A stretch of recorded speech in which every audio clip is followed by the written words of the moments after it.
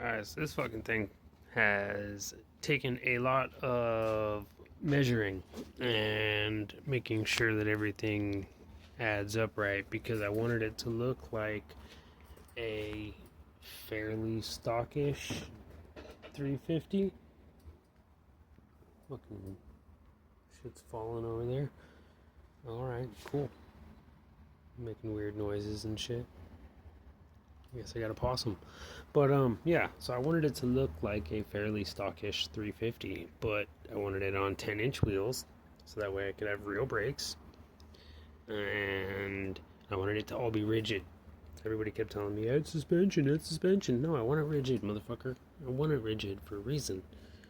So I had some spare RSF 650 forks laying around.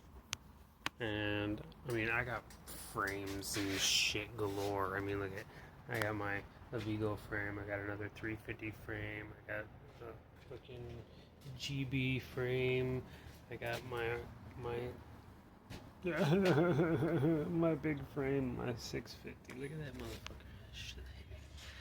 And then I got forks, and I got handlebars, and I got all that shit, and I got a swing arm there, and I got a swing arm there, and I got another swing arm there. And so I got shit to fuck around with. So I got more shit in here too. I got tires, I got wheels, I got suspension parts, I got plastics, I got wheels back here. I got all kinds of shit. I got another frame here, another one of these frames. But so I cut 350 forks,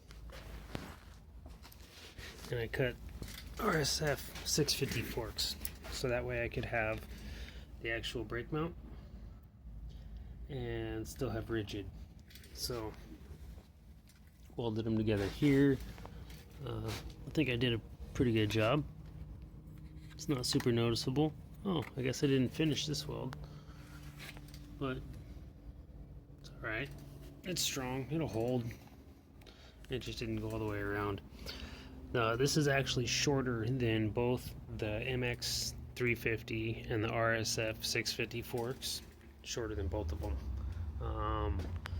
So yeah, that's the front end. I had to wobble out the rotors, obviously, to make them fit. Wobble out the holes, open up the center bore a little bit.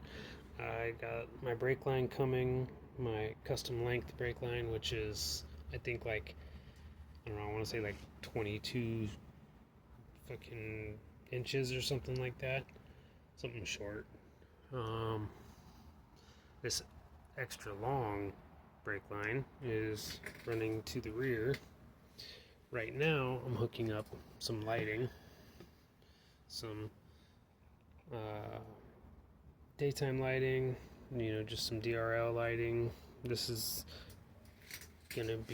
red, these are white, so these are gonna shine down right here, kind of light up here. This red's gonna shine down in here, light up the controller and the wiring area and the motor. I'm probably gonna come back around and have another red one right here, so add that to the back down here, in here somewhere. And then I have this whole idea with some tubing.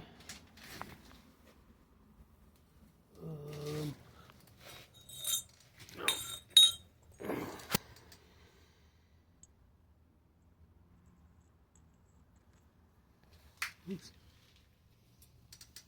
Sorry, hold on a second, forgive me.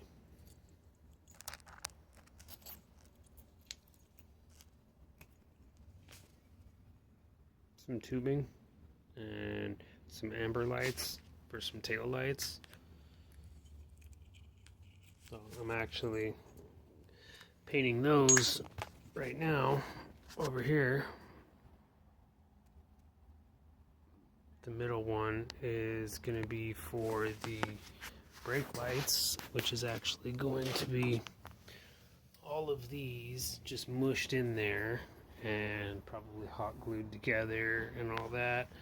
So one tube's going to run here, the other tube's going to run here, and then the fat tube's going to run in the middle. They're all going to be zip tied in, spray painted black.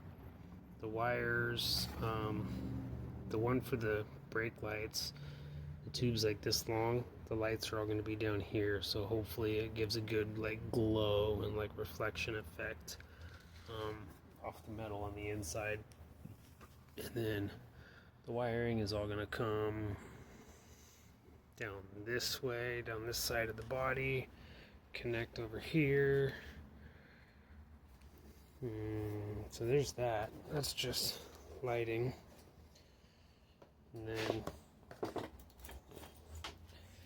72 volt, 20 amp, 120 or 20 amp hour, 120 amp.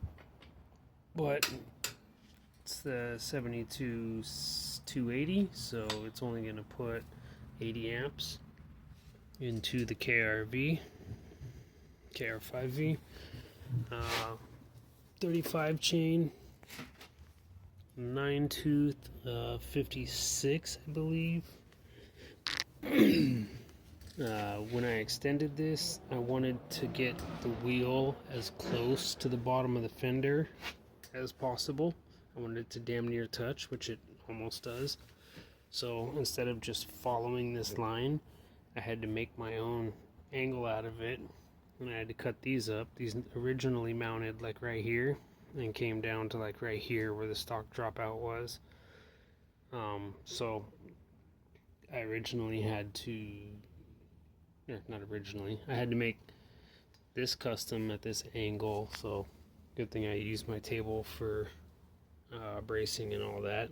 Still working on my custom brake bracket. This is all kinds of bits and pieces all melded together because this got in the way of the way this normally sits, but it's looking on there good now. Placement's awesome.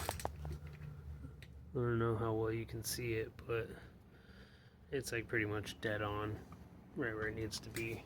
Same thing with the front. The front's lined up nicely. I just got lucky on that. I don't know what else. I'm gonna clean that up and put that in the front for the number plate. I don't know what I'm gonna do for headlights, but I got all those lights I showed you in the body. Yeah, I think that's it for now.